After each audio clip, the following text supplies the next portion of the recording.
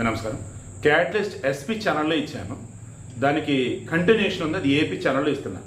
ఎందుకంటే ఏపీ పోలీసుల్లో ఊహించని మార్పు ఇది.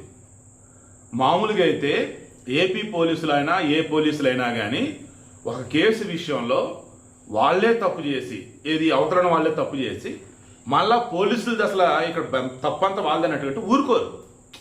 కానీ ఇక్కడ ఏపీ పోలీసులు ఏం చేశారు తెలుసా? ఆమెను కొట్టారు, లాకప్ డెత్ అని చెప్పి సత్యనిధి అన్నారు. ఆమెను కొట్ల.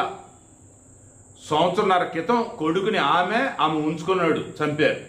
ఆమె పేరు వచ్చేసి పార్వతమ్మ, సబ్జెక్ట్ కష్టం, పేరు మర్చిపోయినట్టున్నాను, గంగమ్మ, మాల గంగమ్మ ఏదో పేరు. ఆమె ఉంచుకున్న అతని పేరు దర్పయ్య ఏదో, దర్గప్ప. వీళ్ళు వచ్చేసి ఆదోని దగ్గర. సో విషయం సింపుల్, నేను చెప్పదలుచుకుంది, సంవత్సరం క్రితం తన అక్రమ సంబంధానికి కొడుకు అడ్డొస్తున్నాడని ఆల్రెడీ భర్త 5 years బ్యాక్ చనిపోయాడు. ఇక నీరు పేరున చుట్టం వచ్చేసి దర్గప్పతో రిలేషన్ పెట్టుకుంది. ఇంటికి అతను వస్తూ పోతున్నాడు. ఈమె కొడుకు ఆల్రెడీ పెద్దోడు కదా, 15 సంవత్సరాలు కదా, సరసే మేర అసలు వద్దంటే వద్దన్నాడు. ఇక అది మనసులో పెట్టుకొని ఈయన చంపితే తప్ప ఇక నాకు గత్యంతరం లేదని చెప్పేసి అనుకుంది. దర్గప్ప ఈమె గంగమ్మ ఇద్దరు కలిసి చంపేశారు. ఇంట్లోనే మొత్తం మూట కట్టి ఈ దర్గప్ప వాళ్ళ ఊరిలో శ్మశానంలో పాతి పెట్టేశారు.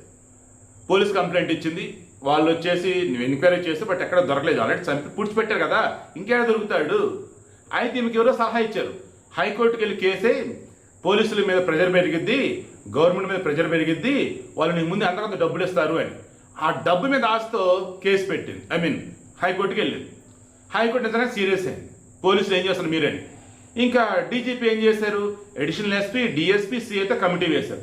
వాళ్ళు విచారణ చేసి తెలిసిందేంటిది, ఆ దర్గప్ప ఈమెకి వచ్చేసి రిలేషన్ ఉందని, కొడుకు అడ్డొస్తే మధ్యలో కొట్టారని ఆ రోజు కనపడుతుంది. అంటే వీళ్ళు ఏదో చేశారు.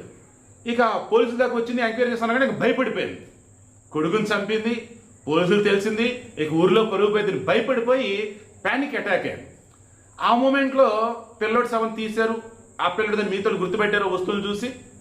ఇక ఈ ప్యానిక్ అటాక్తో ఆసుపత్రిలో అడ్మిట్ అయిపోయింది. ఆ ఆసుపత్రిలో ఆమె చనిపోయింది. సో పోలీసులు కొట్ల, లాకప్ డెత్ కాదు, ఆమె అంతటా ఆమె భయంతో అనారోగ్యంతో చనిపోయింది.